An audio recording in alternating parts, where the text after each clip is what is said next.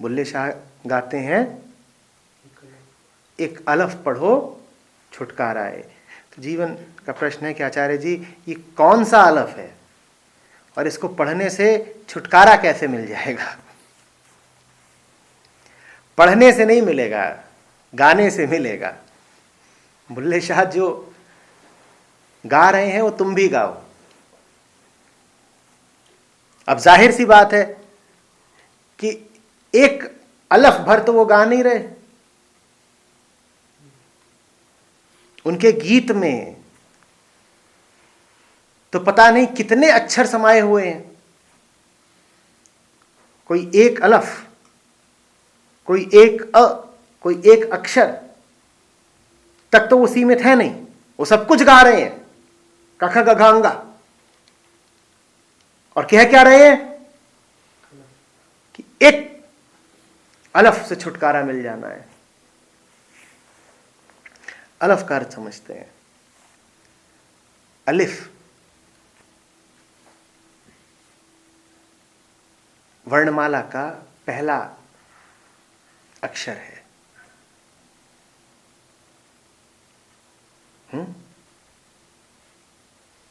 और अ से अल्लाह भी।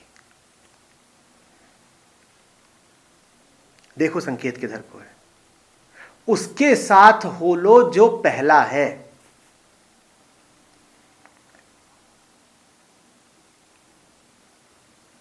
अल्लाह तो पहला है ही, तुम अल्लाह के भी अ के साथ हो लो, क्योंकि उसका कोई नाम नहीं होता। जब वो कह रहे हैं कि अल्लाह के भी अ के साथ हो लो, तो इसका अर्थ है कि अल्लाह को शुद्धतम रूप से जान लो, मिल जाएगा छुटकारा। बहुत विस्तार में मत उलझो, मूल में चले जाओ, वहां जहां से सारी शुरुआत होती है, मिल जाएगा छुटकारा। विस्तार से मुक्ति तुम्हें विस्तार में समाधान ढूंढ ढूंढ कर नहीं मिलेगी।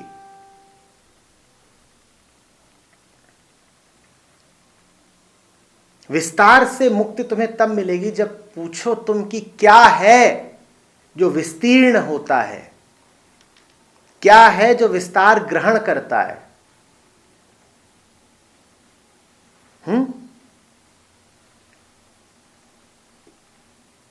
समझ रहे हो बात को?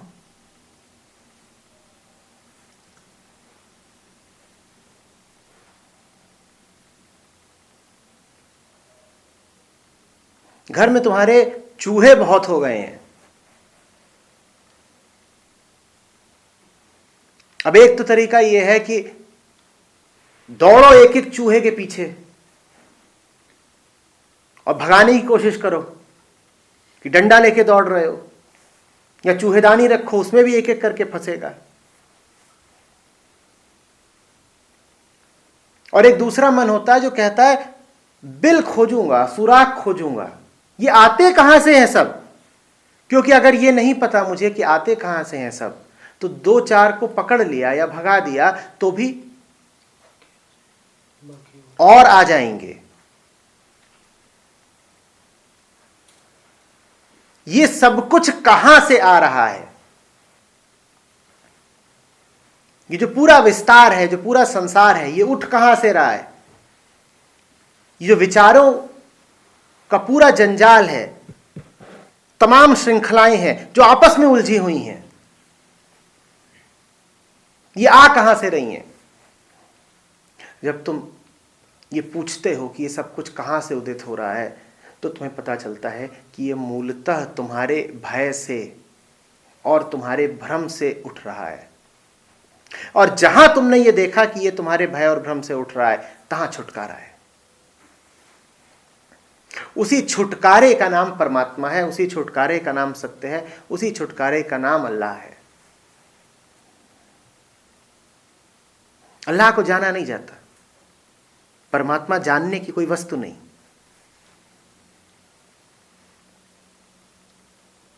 जब जो जानने वाला था अपनी हकीकत से परिचित हो जाता है, तो वो सत्य में, परमात्मा में घुल सा जाता है। ये छुटकारा है। बंधन संसार बाद में है, तुम पहले हो, और तुम जब तक हो तब तक संसार तुम्हें बंधक बनाए रखेगा। संसार तुमको एक रस्से से खींचे लिए जाता है। तुम्हें इतना तो दिखता है कि कोई है जो एक रस्से से तुमको खींच रहा है, तुम्हें यह नहीं दिखता कि तुम कुछ हो।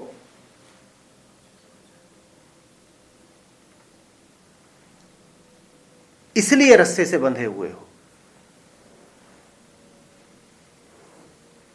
न होती तुम्हारी कलाई तो कहां पड़ती हथकड़ी। उसका तो नाम ही है हथकड़ी।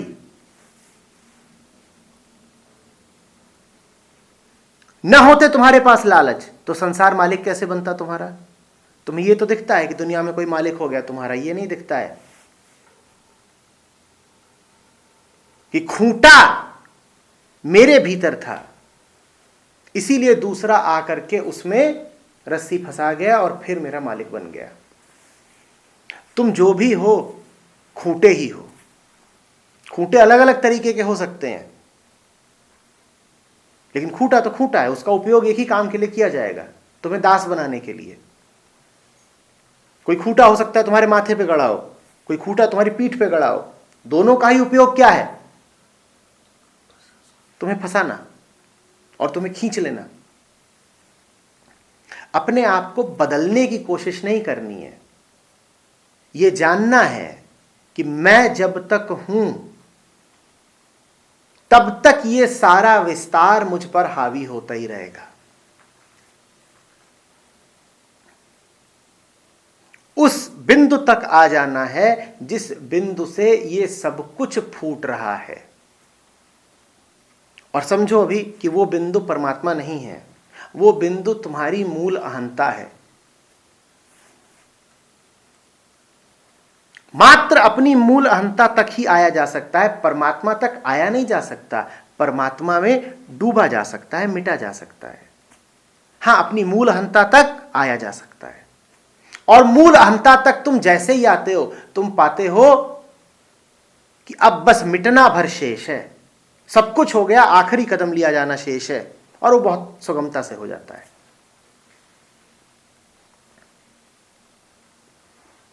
बात समझ रहे हो? परमात्मा को जानने की कोशिश मत करना, अपने मन को जानो। और अगर ठीक से जान लिया तो जानना और मिटना एक साथ हो जाएगा। सत्य का ज्ञान इतना ही होता है कि सत्य भर बचा, तुम रहे नहीं। सत्य का ज्ञान ऐसा नहीं होता कि तुम हो और तुमने अपने इस छोटे से कटोरे में सत्य नाम की शक्कर डाल ली है और अब तुम कह रहे हो जीवन मीठा हो गया, जीवन में सत्य सम्मिलित हो गया। कटोरे में और तो सामग्री थी, अब और क्या डाल ली? शक्कर, तो अब जीवन मीठा हो गया। ये पागलपन की बात है और अधिकांश लोग आध्यात्मिकता के नाम पर यही करने की कोशिश करते हैं। उनके कटोरे में जो कुछ है उसको तो वो रखे ही रहते हैं और साथ में क्या घोलना चाहते हैं? सच की शक्कर। यही तो कराते हैं। जय गुरुदेव। तुम्हारा जो चल रहा है चलता रहे, गुरुदेव चाशनी दे देंगे, थोड़ी सी मिला लो, तो जो कुछ चल रहा है तुम्हारा वो मीठा हो जाएगा। मीठा जहर, मीठा मल। अरे लोगों के नाम होते हैं ऐसे, मीठा मल।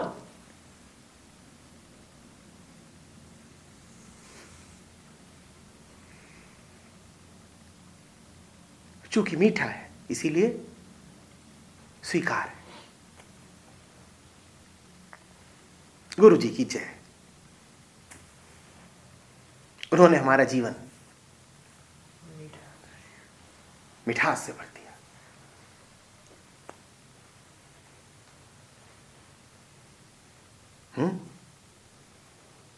हर घर में और कहीं ना हो, एक जगह जरूर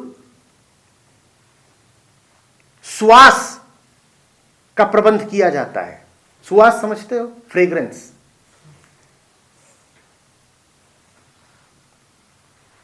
घरों में और कहीं पर इत्र न छिड़का जाए, सुगंध न फैलाई जाए, एक जगह पर जरूर सुवास का प्रबंध खूब किया जाता है। वो कौन सी जगह होती है? कौन सी जगह होती है?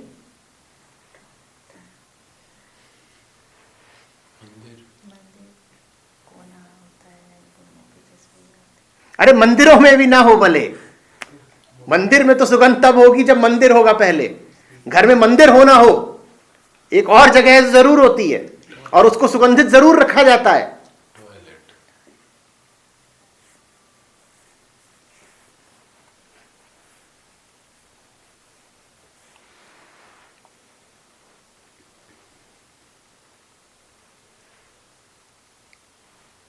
सुगंध धोखा है, मिठास षड्यंत्र है। बात समझ रहे हो?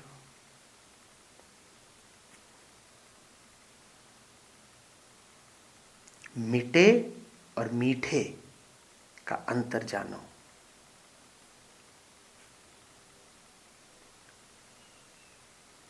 नकली गुरु मिठाता है, असली गुरु मिटाता है।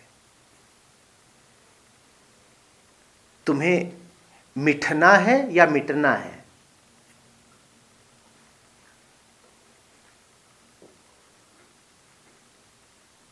बोलो मिठू।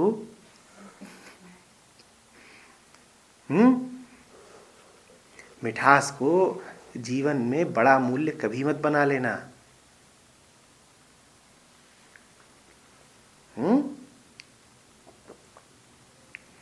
फिर मिट्ठू राम राम बोलता रहता है जीवन भर, लेकिन अंत बिलारी खाए।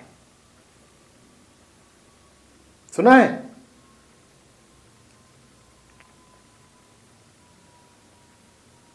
तोते ने 4 वेद पढ़े और अंत में बिल्ली खा गई उसको।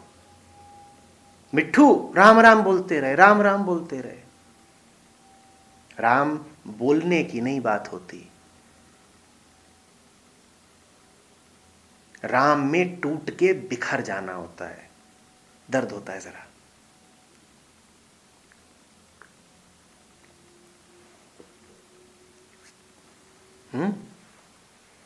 और जो उस दर्द को बर्दाश्त करने के लिए तैयार नहीं है,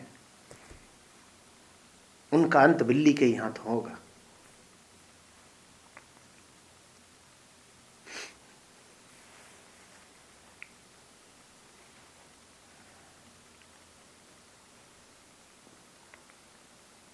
बात आ रही समझ में? अहम की जड़ तक पहुंचो, वहां तक तुम पहुंच सकते हो, पर वहां पहुंचे नहीं कि पहुंच जाओगे कहीं और। तुम्हारे अधिकार में बस इतना है कि तुम अपने जीवन की, अपनी सांस की, अपनी प्रत्येक गतिविधि की जड़ तक पहुंच जाओ। इससे ज्यादा तुम्हारे अधिकार में नहीं है। तुम ये सब कोशिश मत करना कि मैं भगवत प्राप्ति के लिए निकला हूं इत्यादि, और ना इन दावों पर कभी यकीन करना कि फलाने को परमात्मा मिल गया।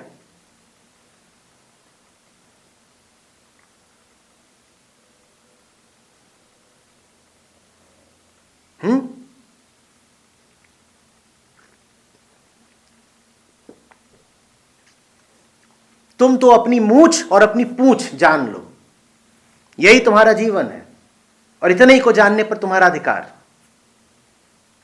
यही आत्मज्ञान है, मूछ से लेके पूंछ तक। और जीवन है क्या तुम्हारे? कुछ बाल, कुछ हाल, कुछ चाल।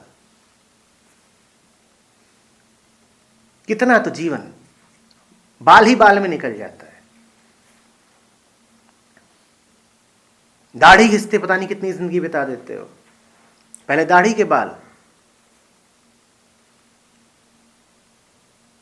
फिर नन्हे मुन्ने बाल,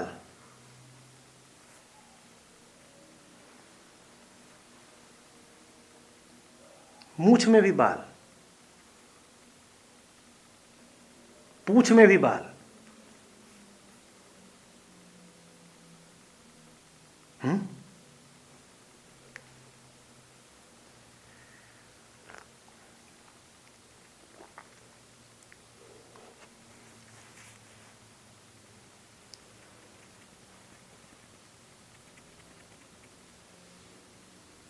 तुम तो यही छोटी मोटी बातें जान लो मेरे लाल, कहां परमात्मा के चक्कर में फंसे।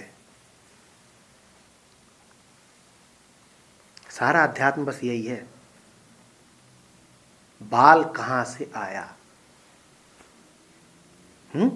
क्या पता करना है, ये बाल कहां से आया।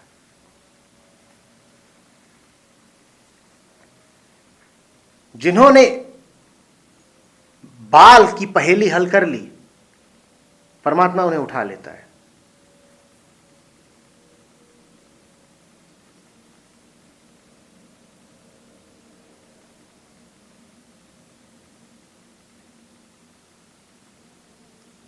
आंख क्यों झपकी,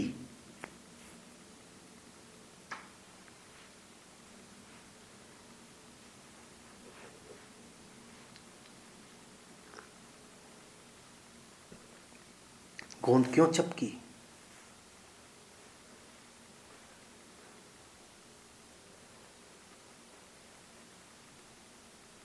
रास्ता क्यों भूला,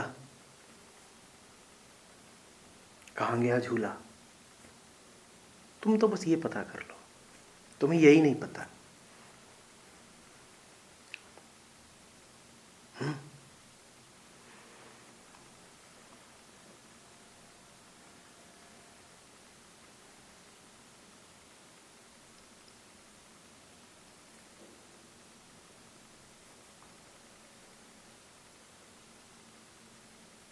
धावक दौड़ते हैं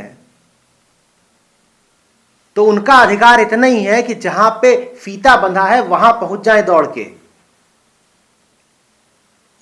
या धावक ऐसा दौड़ता है कि दौड़ते दौड़ते फीता तोड़ के जहां ट्रॉफी रखी थी, दौड़ते दौड़ते ट्रॉफी उठा के भाग गया। जहां फीता बंधा है धावक को वहां पर रुक जाना है, ट्रॉफी ला करके बोलो कोई और देगा।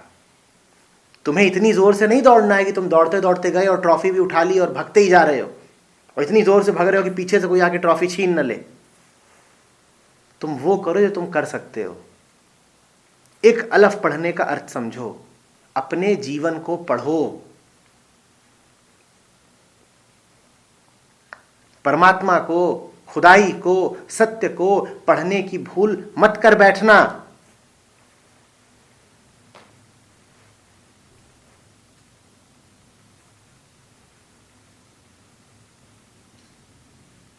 परमात्मा ज्ञान की विषय वस्तु नहीं है।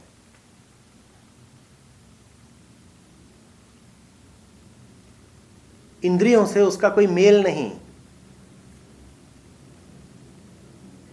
बहस का वो मुद्दा नहीं।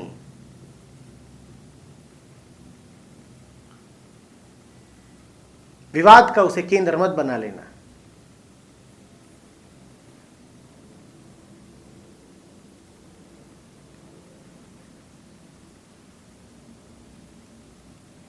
तुम्हारे जीवन में वर्णमाला के तमाम अक्षर बिखरे हुए हैं।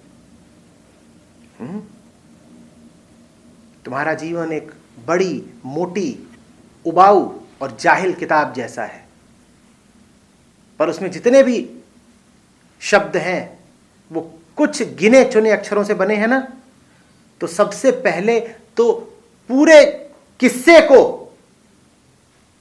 उन अक्षरों तक लाना कि तुमने कुछ घटाया, और फिर सारे अक्षरों को अक्षर के मूल तक ले जाना।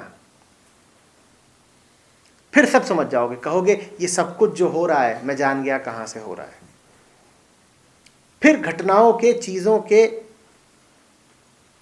अंतर संबंध दिखाई देने शुरू होंगे। तुम कहोगे ये भी वही है और वो भी वही है। फिर तुमको बर्फ, भाप और पानी अलग अलग नहीं लगेंगे।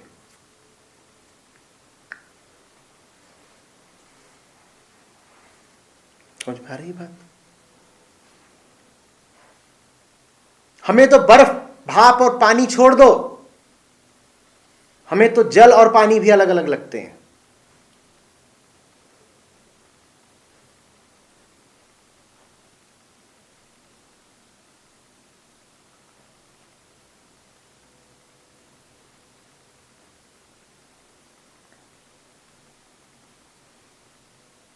पाओगे एक बैठा है भीतर जो अपने आप को दुखी, लाचार और बेसहारा समझता है।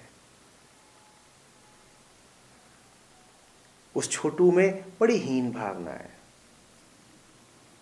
और उस हीन भावना के चलते उसने इतना उपद्रव मचा दिया है, संसार भर का व्यापार खड़ा कर दिया है। और बात बहुत छोटी सी है, छोटू डरा हुआ है।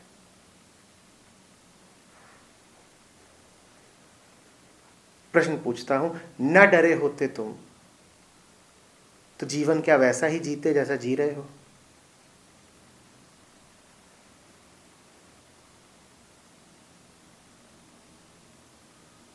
होश में रहते तुम तो वैसे ही जीते जैसे जीते हो रोज?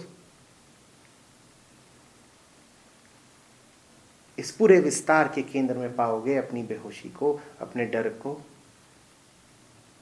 अपने भ्रम को। और जैसे ही तुमने भ्रम को पाया, डर को पाया, जादू होता है।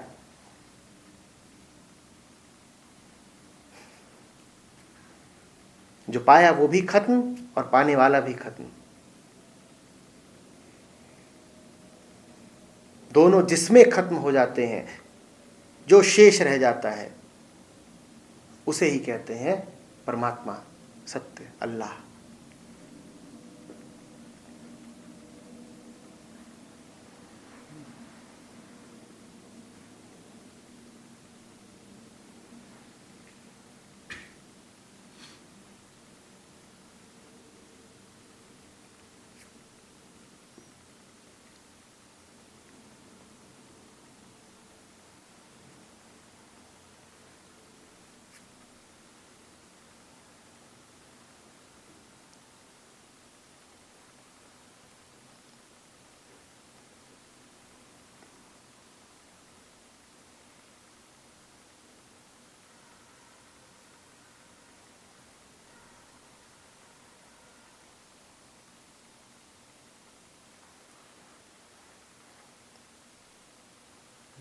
पता चलने से वो जागता नहीं है, उल्टे पता चलने से एक द्वंद्व खड़ा हो जाता है कि है,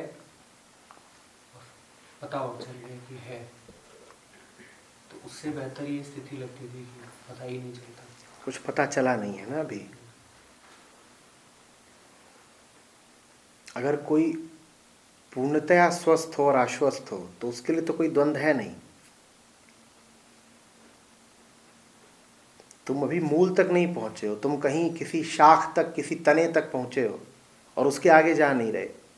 और जहां तक तुम पहुंचे हो उसी को तुम पता होने की पराकाष्ठा कह रहे हो। जहां तक तुम जा सकते हो वहां तक गए नहीं, रास्ते की ही धूल उठा करके कह रहे हो कि मंजिल बेस्वाद है।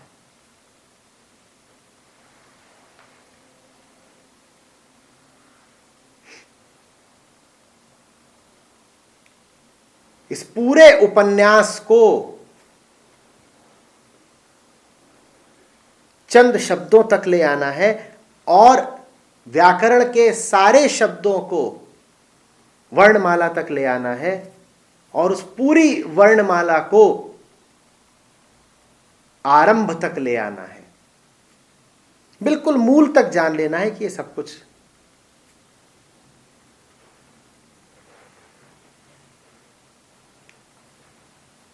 अभ्यास चाहिए, जानते रहना होता है। द्वंद्व तो तभी है जब इच्छाएं हैं, और इच्छाएं रख करके इच्छाओं को थोड़ी जाना जाता है। जानने वाले की पहचान ये होती है कि वो बड़े निर्लिप्त भाव से जानना चाहता है, वो सप्रयोजन नहीं जानना चाहता। सकाम जिज्ञासा कभी सफल नहीं होती। तुम जानने निकले और साथ ही साथ तुम में ये भावना है कि कुछ ऐसा ना पता चल जाए जो मेरी आत्म छवि के लिए आत्मघाती सिद्ध हो, तो तुम क्या खाक जानोगे? और द्वंद्व तुम में उठता ही इसीलिए कि एक सीमा से तुम जहां आगे जानोगे तहां तुम्हारे ताश के महल भड़बड़ाने लगेंगे। अब तुम्हारी इच्छा पर घात हो रहा है। तुम कह रहे थे मैं जान भी लूं और पाक साफ भी बना रहूं, द्वंद्व तो अब उठेगा ना। जिसे जानना हो वो बेबाक होकर जाने।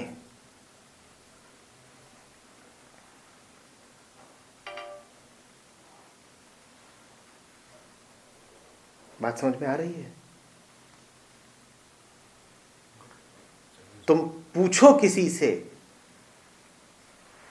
कि मैं कैसा दिखता हूं, तो उत्तर जो भी आए सुनने को तैयार रहना। कट्टा दिखा के मत पूछना उससे कि मैं कैसा दिखता हूं। उत्तर सही नहीं मिलेगा, क्योंकि तुम इच्छा रख के पूछ रहे हो।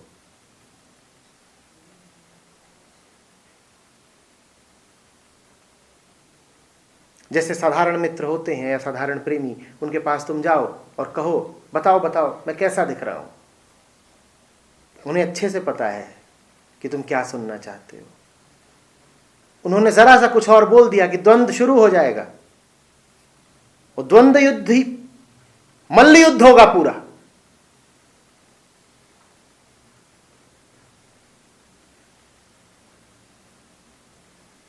डुएट से डुएल तक।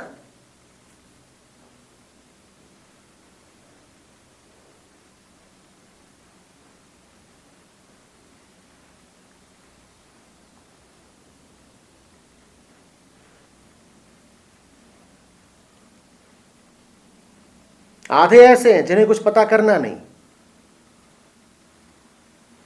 और बाकी आधे ऐसे हैं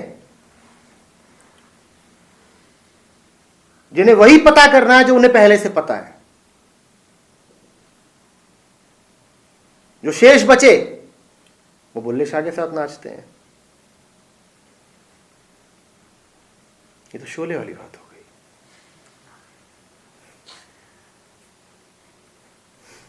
आधे उधर जाओ जहां कुछ पता होना नहीं, आधे उधर जाओ जहां वही पता चलेगा जो तुम्हें पहले ही पता है।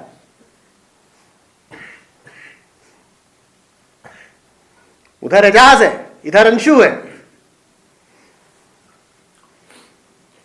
एक को सुनना नहीं सोना है, दूसरे को सुनना है, पर वही सब कुछ जो उसे सुनना है।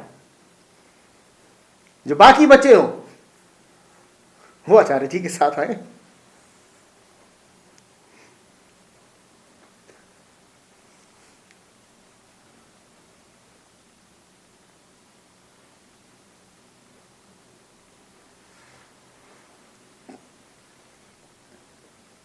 क्या कह रहे हैं बुल्ले शाह? पढ़ो। और पढ़ने का अर्थ होता है कि जो लिखा है वो पढ़ूंगा। ये नहीं कह रहे हैं कि गढ़ो। पढ़ने और गढ़ने में क्या अंतर है? पढ़ने में मैं कहता हूं कि यहां लिखा है चल, तो मैं पढ़ूंगा चल। और गढ़ने में यहां लिखा है चल, तो मैं पढ़ूंगा उछल।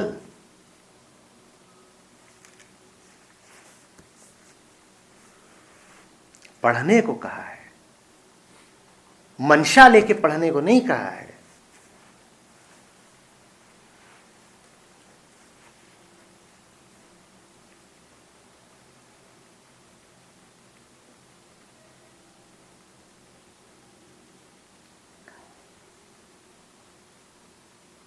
तुम्हें विचार से कोई मतलब नहीं, तुम्हें ज्यादा मतलब है विचारक की सुरक्षा से।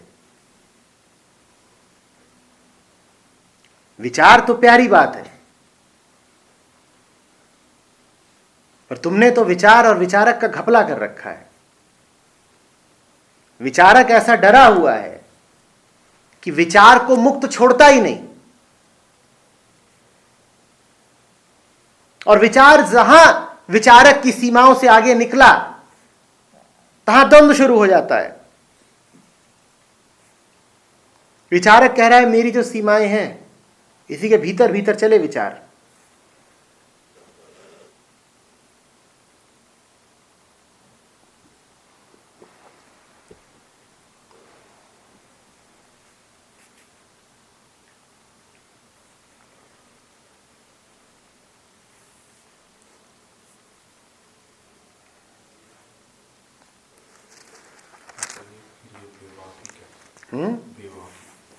बेबाकी यही है कि जो सामने आएगा पढ़ेंगे, जो लिखा होगा सब पढ़ेंगे। तुम गाड़ी चलाओ तो जो सामने आए उसी के अनुसार न चलते हो तभी तो मंजिल मिलती है। या सड़क पे चल रहे हो तो दृश्यों को गढ़ोगे, गढ़ते हो कि पढ़ते हो? जब गाड़ी चलाते हो पढ़ते हो ना। गड्ढा आया, गड्ढे को तुमने गड्ढे की तरह पढ़ा। गड्ढा आया तो ये थोड़ी कहोगे कि सड़क के बीचों बीच ढाबा खुदा हुआ है और गड्ढे में उतर के चाय मांग रहे हो। और ट्रक आ रहा है वहां से तो ट्रक ट्रक है, अप्सरा नहीं है कि चढ़ के लिपट गए। मतलब समझ रहे हो?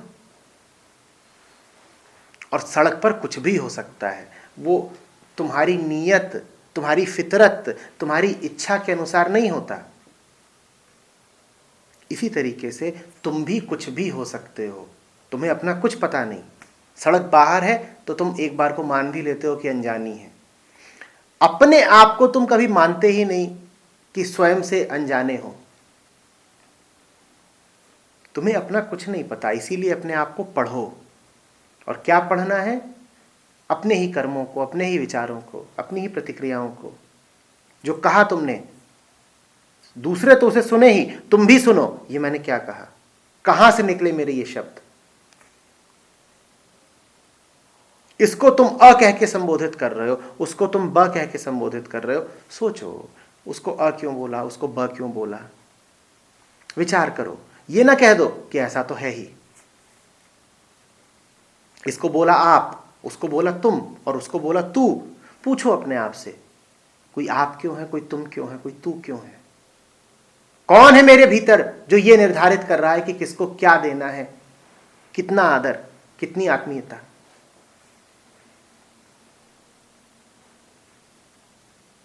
यही है पढ़ना। और गढ़ना क्या है कि ऐसा तो होता ही है।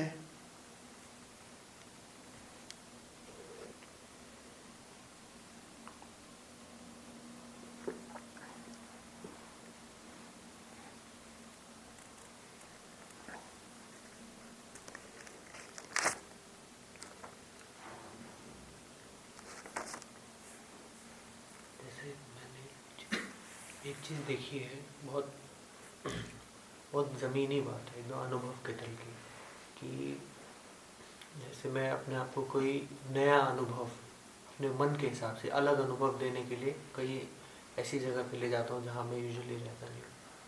तो और देखने की जगह मैं उसको नहीं देख रहा होता हूँ जो उसके बारे में मेरा पूर्वाग्रह है, मैं उसको देख रहा होता हूँ।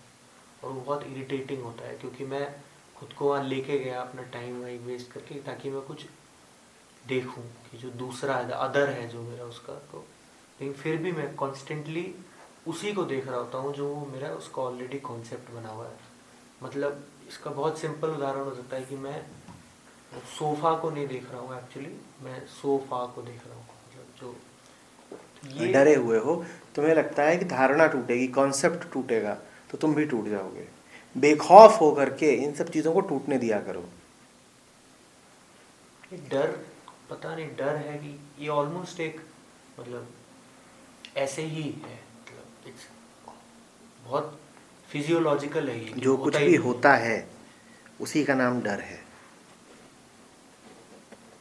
जहां डर नहीं है वहां खाली आकाश है, वहां कुछ नहीं है।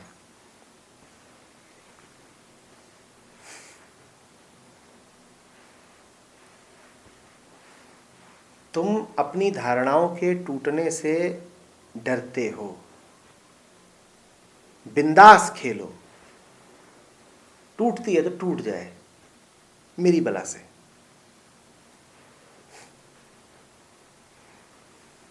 न मैं इसे लेके आया था, न मेरी इसके प्रति कोई जिम्मेदारी है, न मैं इसे लेके जाने वाला हूं। मुझे लगता है कि इसमें अमृत है, अब देखा तो चाय है। तो भाई मुझ पर कौन सी जिम्मेदारी आ गई कि मैं मानता ही रहूं कि ये अमृत है। अब मैं मान लूं कि ये चाय है तो मैं कैसे छोटा हो गया, कैसे मेरा अनादर हो गया।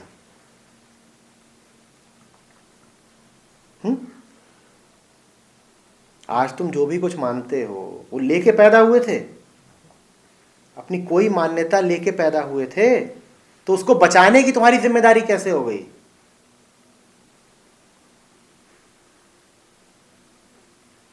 वो जो धारणा है कि ये अमृत है, उस धारणा से कुछ लेना है, तो अगर वो धारणा छोड़ दिया तो वो भी नहीं मिलेगा। वो जो लेना है उसको भी तुम लेके पैदा हुए थे।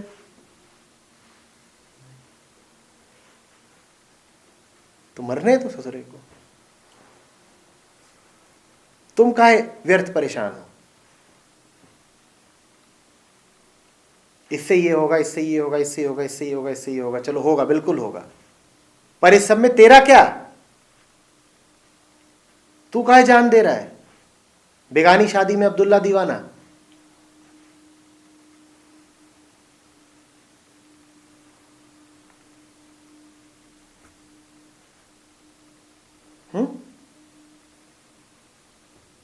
चर्चा में ये समझ में आ जाता है, जीवन में तेरा क्या वाली जो बात है वो तो। जीवन से जरा प्रेम रखो, कष्ट सहने के लिए आतुर मत रहा करो, कष्ट को स्वाभाविक मत मान लो। जब कष्ट उठे तो उसके विरुद्ध रहो, उसके समर्थन में नहीं। पूछो कि कुछ तो गलत कर रहा हूं जो जीवन में कष्ट है, तब दिखेगा कि कहीं कुछ पकड़ रखा है, कुछ ऐसा मान रखा है जो व्यर्थ है, भ्रम है।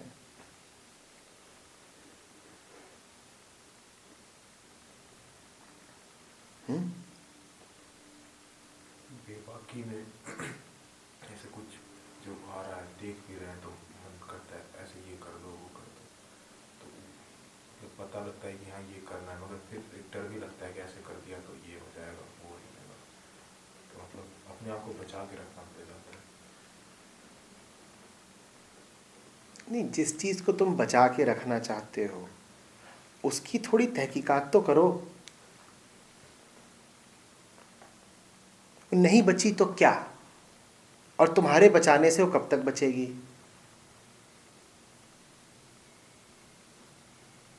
और बच गई तो भी क्या।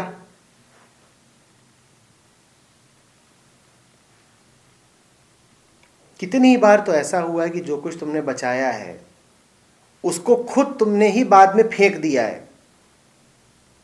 आज तुम रोए हो, परेशान हुए हो उस चीज को बचाने के लिए, और कल तुमने श्रम लगाया है उसी चीज को ठिकाने लगाने के लिए। ऐसा हुआ है कि नहीं कि आज परेशानी यह है कि कुछ मिल नहीं रहा, और कल परेशानी यह है कि मिल गया है, अब इससे छुटकारा कैसे पाएं।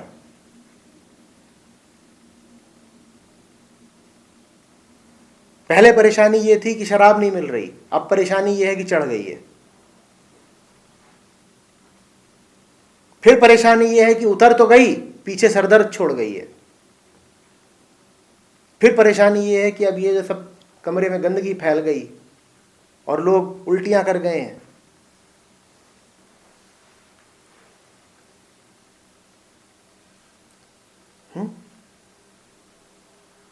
अपनी पूरी जीवन कथा तुम्हें मालूम है, उसके बाद भी तुम्हें अपनी बातों पर, अपनी धारणाओं पर इतना भरोसा क्यों है?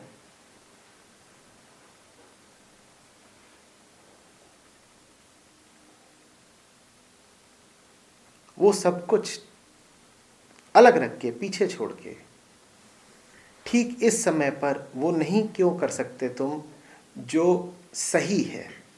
और जो सही है वो जानने के लिए अतीत का सहारा लेना आवश्यक नहीं है। तुम्हारी गहरी चेतना तुम्हें ठीक ठीक बता देगी अभी क्या सही है, और जो सही है उसके रास्ते में तुम अपनी पुरानी चालों को क्यों आने देते हो?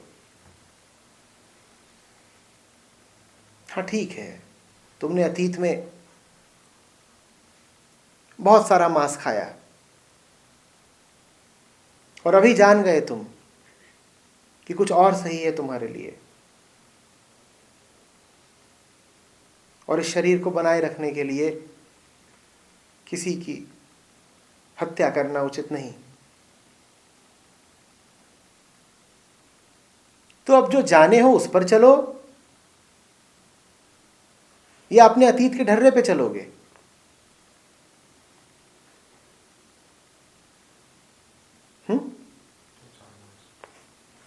तो खेल तो सीधा है, द्वंद्व है कहां?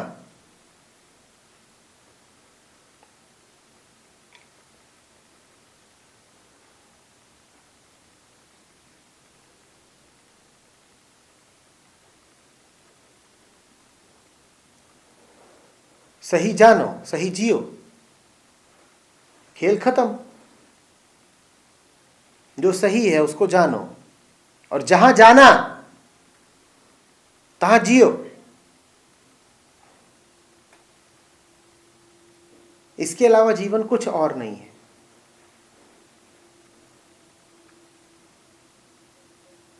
No right, do right. इन्हीं दोनों का एक नाम है बी राइट।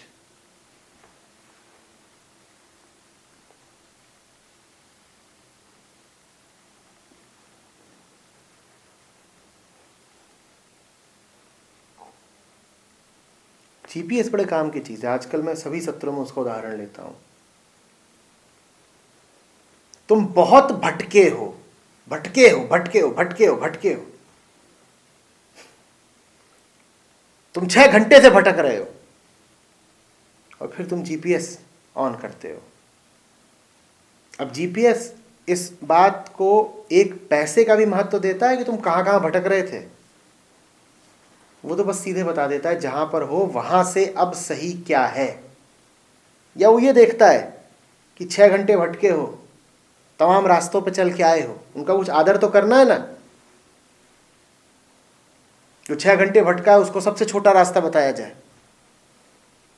और जो भी 6 ही मिनट भटका है उसको जरा लंबा रास्ता बताया जाए। कोई कहीं पर 6 मिनट में पहुंचा है, कोई कहीं पर 6 घंटे भटक के पहुंचा है। दोनों पहुंचे एक ही जगह है। जीपीएस दोनों को एक रास्ता बताएगा, अलग अलग। अतीत का क्या मूल है? तुम कहीं भटके होगे, तुमने कुछ करा होगा। आज तुम जहां पर हो वहां जो सही है उसको करो ना। और मन में तुम्हारे जो कुछ चलता रहता है उसका अभी से तो कोई लेना देना है नहीं। उसका लेना देना अतीत से ही है। उसको क्यों जीवन के आड़े आने देते हो? बोलो।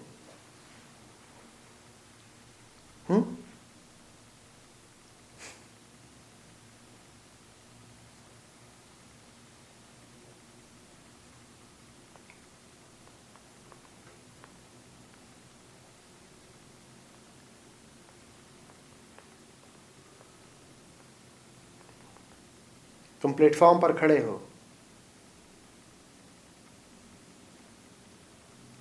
तुम्हें उधर को जाना है। दो ट्रेन आ रही हैं, एक इधर से एक इधर से। तुम ये पूछोगे कि वो ट्रेनें आ कहां से रही हैं, या ये जानकारी मांगते हो कि ये ट्रेन जा कहां को रही है? तुम ये देखो ना कि जहां तुम हो वहां से तुम्हारी मंजिल किधर और कैसे है। ये क्यों पूछते हो कि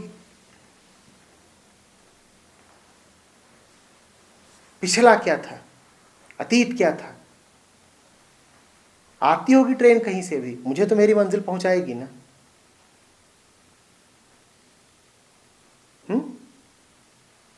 और तुम्हें अगर तुम्हारी मंजिल पहुंचा रही है तो वो ट्रेन भले जहन्नुम से आती हो, तुम्हारे लिए परमात्मा का वरदान है। ये बात कान खोल के सुन लो। ट्रेन का मूल्य कभी इससे मत करना कि वो कहां से आ रही है। वो जहन्नुम से आती हो, कोई फर्क नहीं पड़ता।